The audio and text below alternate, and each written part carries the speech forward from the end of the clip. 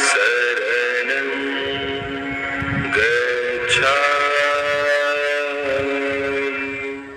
सम्मानित साथियों, नमो बुद्धाय, जय भीम। आज के अंबेडकर संदेश में आपका हार्दिक स्वागत है। आज शुरू होगा भाग 5, नए सिद्धांत और कुछ प्रश्न। कुछ ऐसे प्रश्न जिनका जवाब हर किसी को आना चाहिए, हर अंबेडकरवादी को आना चाहिए। बाबा साहब डॉक्टर अंबेडकर संपूर्ण बंग में खंड 14 से अछूत कौन थे और वे अछूत कैसे बने, इसी विषय के अंतर्गत अध्याय भाग 5 में आज अध्याय 11 की हम बात करेंगे। क्या हिंदू गोमांस कभी नहीं खाते थे? क्योंकि इस समय हम लोग इस बात को देख रहे हैं, क्या गोमांस ही छुआछूत का मूल आधार है? और यदि गोमांस ही छुआछूत का मूल आधार है तो क्या हिंदू गोमांस कभी नहीं खाते थे?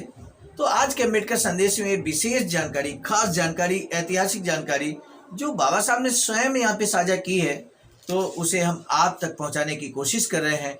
सामान्य सत्य टॉपिक ऐतिहासिक होने की वजह से आपको अंत तक जरूर बात करना चाहिए। और हमारा भी विशेष निवेदन है कि आज के इस अंबेडकर संदेश में आप जानेंगे बेहद महत्वपूर्ण जानकारी। आइए तो शुरू करते हैं। BBAIC सारनाथ, वाराणसी, राज्य उत्तर प्रदेश, देश भारत के सौजन्य से आज का एक क्रांतिकारी अंबेडकर संदेश। बाबा साहब लिखते हैं कि इस प्रश्न के उत्तर में कि क्या हिंदुओं ने कभी गोमांस खाया है, प्रत्येक हिंदू चाहे वह ब्राह्मण हो या अब्राह्मण हो यही उत्तर देगा, नहीं, कभी नहीं। इस तरह से उसका कहना ठीक है। दीर्घ काल से कभी हिंदू ने गोमांस नहीं खाया। यदि सवर्ण हिंदू के उत्तर का यही भावार्थ है तो हमारा इससे कोई विवाद नहीं है। लेकिन जब पढ़े लिखे ब्राह्मण ये कहते हैं कि हिंदुओं ने कभी गोमांस नहीं खाया, बल्कि वे गो को सदा ही पवित्र मानते रहे हैं और सदा से ही गो हत्या के विरोधी रहे हैं, ये स्वीकार करना थोड़ा कठिन है। इस मत के पक्ष में कौन से प्रमाण हैं हिंदुओं ने कभी गोमांस नहीं खाया और वे गोवध विरोधी थे? ऋग्वेद में 2 तरह के प्रमाण मिलते हैं जिन्हें आधार मानकर विश्वास किया जा सकता है। इस प्रकार के प्रमाण में गो को अवध्य कहा गया है। अवध्य का अर्थ होता है मारने योग्य नहीं, मारने योग्य नहीं। अवध्य का मतलब होता है मारने योग्य नहीं। इससे यह अर्थ लिया जाता है कि गो हत्या निषेध आदेश है, और क्योंकि धर्म के मामले में वेद अंतिम प्रमाण है, इसलिए कहा जाता है कि गोमांस खाने की बात तो क्या आर्य गो की हत्या ही नहीं कर सकते थे। दूसरे प्रकार के प्रमाणों में गो को पवित्र कहा गया है। इन मंत्रों में गो को रुद्रों की माता, वसुओं की पुत्री, आदित्यों की बहन और अमृत का केंद्र बिंदु कहा गया है। ऋग्वेद में एक और उल्लेख है जहां गो को देवी कहा गया है। ब्राह्मण और सूत्र ग्रंथों के कुछ वाक्यों को भी आधार माना जाता है। शतपथ ब्राह्मण में 2 स्थल ऐसे हैं जिनका गो हत्या और गो मांसाहार से संबंध है। एक इस प्रकार है, वह तब उसे मंडप में प्रविष्ट कराता है। उसे गो अथवा बैल का मांस नहीं खाना चाहिए, क्योंकि पृथ्वी पर जितनी चीजें हैं निस्संदेह गो और बैल उनका सबका आधार है। देवताओं ने कहा है कि निश्चय ही गो और बैल प्रत्येक वस्तु का आधार है। आओ हम दूसरी जो शक्ति है वह गो और बैल को ही दे दें, क्योंकि गो और बैल सबसे अधिक खाते हैं। इसलिए यदि कोई किसी गो या बैल का मांस खाता है तो वह सब कुछ खाता है, अथवा वह सबके अंत व सबके विनाश को पहुंचता है। इसलिए उसे गो अथवा बैल का मांस नहीं खाना चाहिए। मंत्र संख्या 1, 2, 3 तथा 6 में और स्थल हैं जहां नैतिक आधार पर पशु बलि का निषेध है। एक इसी प्रकार का कथन आप स्तंभ धर्मसूत्र के श्लोक 1.5.17.29 में भी कहा गया है, जहां पर गो मांसाहार पर एक व्यापक प्रतिबंध लगाया गया है। हिंदुओं ने कभी गोमांस नहीं खाया, इस संबंध में यही कथन उपलब्ध है। हम इस साक्ष्य का क्या निष्कर्ष निकाल सकते हैं? जहाँ तक ऋग्वेद के साक्ष्य का संबंध है, हम उसे ठीक तौर पर न पढ़ने से और ठीक तौर पर न समझने से ही इस परिणाम पर पहुंच सकते हैं। ऋग्वेद में गो के लिए जो अवध्य विशेषण आया है उसका अर्थ यही है कि जो दूध देती है इसलिए वह मारे जाने के अयोग्य है। जहाँ ये बात तो सत्य है कि ऋग्वेद के समय में गो के लिए आदर था, किंतु गो के लिए ऐसी आदर और पूजा की भावना की आशा आर्यों जैसी खेतिहर जाति से ही हो सकती है। गो का ये उपयोग आर्यों को उन्हें भोजन के लिए मारने से नहीं रोकता था, वास्तव में गो पवित्र मानी जाने के कारण भी उसकी हत्या होती थी। तब बाबा साहब आगे लिखते हैं कि कांडे का कहना है ऐसा नहीं था कि वैदिक काल में गो पवित्र नहीं थी, उसकी पवित्रता के कारण ही वाजस्नेयी संहिता में यह व्यवस्था दी गई है कि गो मांस खाना चाहिए। ऋग्वेद कालीन आर्य भोजन के लिए गो हत्या करते थे और मांस खाते थे। ये ऋग्वेद से ही एकदम स्पष्ट है। ऋग्वेद में इंद्र का कथन है कि वे एक के लिए 15-20 बैल पकाते हैं। वे एक के लिए 15-20 बैल पकाते हैं। ऋग्वेद का ही कथन है कि अग्नि देवता के लिए घोड़ों, वृषभों, बैलों, बांझ, गौं तथा भेड़ों की बलि दी जाती थी। ऋग्वेद से यह भी स्पष्ट होता है कि गो का एक खड़ग अथवा कुल्हाड़ी से मारा जाता था। जहाँ तक शतपथ ब्राह्मण का संबंध है, प्रश्न यह है कि क्या यह निर्णयात्मक मानी जा सकती है? स्पष्ट ही है कि नहीं। दूसरे ब्राह्मण ग्रंथों में ऐसे पाठ हैं जो इससे भिन्न मत व्यक्त करते हैं। एक ही उदाहरण पर्याप्त होगा। तैत्तिरीय ब्राह्मण में जिन कामिष्ट यज्ञों का वर्णन है, उनमें न केवल गो और बैल की बलि देने की आज्ञा है, किंतु ये भी स्पष्ट किया गया है कि किस प्रकार के गो और बैल की किस देवता को बलि चढ़ानी चाहिए। विष्णु को नदिया बैल की बलि चढ़ाई जाए। वृत्र संहारक इंद्र को बलि देना हो तो कृष बैल चुनना चाहिए कि जिसके सींग लटकते हों और जिसके माथे पर टीका हो।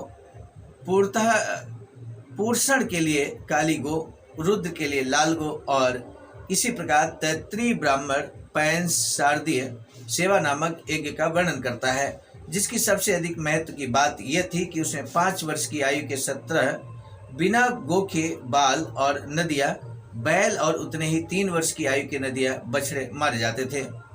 और आप स्तंभ धर्मसूत्र के विरुद्ध निम्नलिखित बातें ध्यान देने योग्य हैं।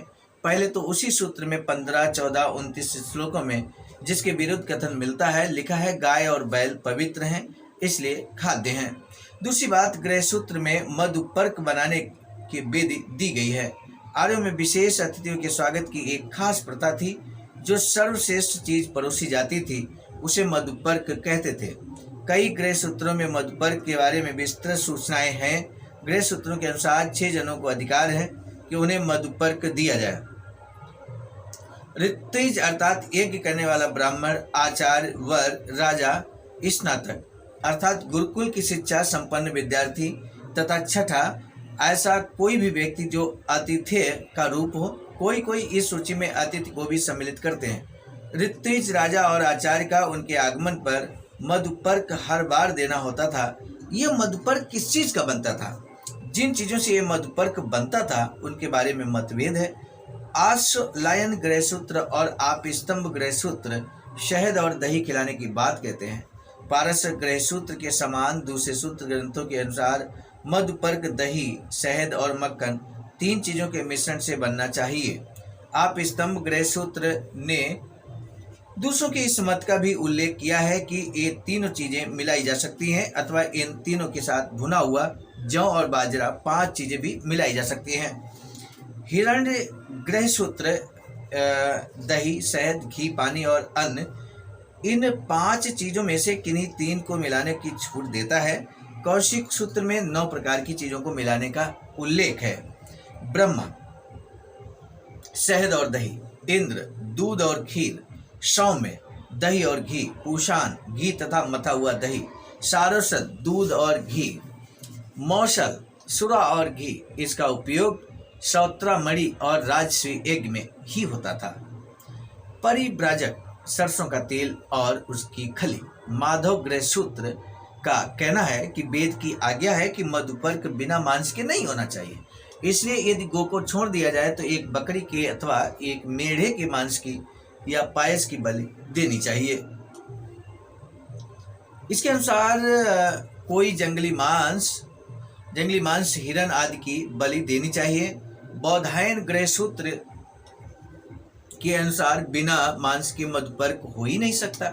यदि कोई मांस की बलि न दे सकता हो तो वह चावल पका ले। इस प्रकार मधुपर्क में मांस, विशेष रूप से गोमांस, एक आवश्यक अंश है। आतिथ्य के लिए गो हत्या की बात इतनी सामान्य हो गई थी कि आतिथ्य का नाम ही गोधना पड़ गया था, अर्थात गो की हत्या करने वाला। गोधना अर्थात गो की हत्या करने वाला। इस हत्या से बचने के लिए आशुलायन गृह सूत्र का सुझाव है कि अतिथि के आगमन पर गो को छोड़ देना चाहिए, जिससे गो हत्या भी ना हो और आतिथ्य नियम भी भंग ना हो। तो सामान्य साथियों, आज के इस अंबेडकर संदेश में आपने जाना कि किस तरह से यहाँ पर गो हत्या की जो बात है की जा रही, क्या हिंदू गोमांस कभी नहीं खाते थे। तो यहाँ तक आपने जरूर कुछ निष्कर्ष तक पहुँचे होंगे। ये चैप्टर थोड़ा सा लंबा हो रहा था और इसलिए इस चैप्टर को हम अब आज यहीं पर रोकना चाहेंगे। अगले अंबेडकर संदेश में इसको हम कंटिन्यू करेंगे। और आज एक बाबा साहब का जो महत्वपूर्ण विचार है उसको सबसे पहले हम आपके समक्ष रखें। बहुत ही क्रांतिकारी विचार है बाबा साहब का, और उसके बाद प्रश्न हम आपसे पूछेंगे आज के अंबेडकर संदेश का। बाबा साहब कहते हैं, यहाँ पर स्पष्ट तौर पर लिखा है कि वे धन्य हैं। ये आप सभी के लिए, हम सभी के लिए बातें हो सकती हैं अगर बाबा साहब के कहे के अनुसार हम उस तरह से कार्य करते हैं। बाबा साहब कहते हैं वे धन्य हैं जो अनुभव करते हैं कि जिन लोगों में हमारा जन्म हुआ है उनका उद्धार करना हमारा कर्तव्य है। दूसरी बात बाबा साहब कहते हैं कि धन्य है वे जो गुलामी का खात्मा करने के लिए सब कुछ न्यौछावर करते हैं, और धन्य है वे जो सुख और दुख, मान और सम्मान, कष्ट और कठिनाइयों, आंधी और तूफान की परवाह किए बिना तब तक संघर्ष करते रहेंगे जब तक कि अस्पृश्यों को उनके मानवीय जन्म सिद्ध अधिकार न मिल जाए। आज ये शानदार विचार बाबा साहब डॉक्टर भीमराव अंबेडकर का है, और इससे निश्चित तौर पर जो लोग अंबेडकर मिशन के लिए तन मन धन से काम कर रहे हैं, लगातार काम कर रहे हैं, उनके लिए बाबा साहब का ये प्रशंसनीय कथन उनके मनोबल को बढ़ाने का कार्य करेगा। सामान्य साथियों, आज के अंबेडकर संदेश को हम रोक ही रहे हैं, लेकिन महत्वपूर्ण प्रश्न ये है कि गोधना का मतलब क्या होता है। गोधना का मतलब क्या होता है, आपने अंबेडकर संदेश अंत तक वॉच किया, इसलिए बहुत इजी वे में आप आंसर दे पाएंगे। आज के अंबेडकर संदेश को अब हम यही रोकना चाहेंगे। अगर आपने अभी तक हमारे चैनल को सब्सक्राइब नहीं किया है, बेल आइकन के साथ जरूर सब्सक्राइब कर लीजिए। इसी निवेदन के साथ आप सभी को सादर नमो बुद्धाय, जय भीम। सामान्य साथियों, हम एक महत्वपूर्ण बात बताना उचित समझते हैं। बाबा साहब की अधूरी इच्छा के अनुरूप एक वैचारिकी सेंटर निर्माणाधीन है सारनाथ वाराणसी में, जहां पर 14,000 स्क्वायर फीट जमीन परचेज कर ली गई है ring road, green city, Faridpur, Sarnath में। वैचारिकी सेंटर के प्रशासनिक ब्लॉक का निर्माण कार्य कंप्लीट हो चुका है। शानदार बेहतरीन प्रशासनिक ब्लॉक का निर्माण पूर्ण हो चुका है। आगे अब मुख्य भवन को बनाने की बारी हम सबकी है, और इस हेतु आप दिए गए अकाउंट नंबर पर अपना अमूल्य योगदान कर सकते हैं। आज का अंबेडकर संदेश हम लेकर उपस्थित हुए थे मिशन नायक बुद्ध मित्र मुसाफिर सर, राष्ट्रीय अध्यक्ष आवाज का नई दिल्ली की प्रेरणा में, और साथ ही साथ संकलन कथाक्रम में परम आदरणीय विजय कुमार बौद्ध जी, प्रांतीय कोषाध्यक्ष आवाज का बिहार। प्रस्तुत कर्ताक्रम में मैं स्वयं सर्वजीत आर्य, राष्ट्रीय मीडिया प्रभारी, IT सेल आवाज का नई दिल्ली। मिलेंगे नए डॉक्टर अम्बेडकर संदेश में, तब तक दीजिए इजाजत। आप सभी को सादर नमो बुद्धाय, जय। सामान्य साथियों, यदि आप हमारे इस चैनल आवाज का ऑफिशियल, जिस पर नियमित सुबह 5 बजे डॉक्टर अम्बेडकर संदेश आपको मिलता है, आप हमारे इस चैनल को सपोर्ट करना चाहते हैं, तो हमारा आपसे निवेदन है कि आप हमारे इस चैनल को सब्सक्राइब कर लें, वीडियो को शेयर, लाइक, कमेंट जरूर करें।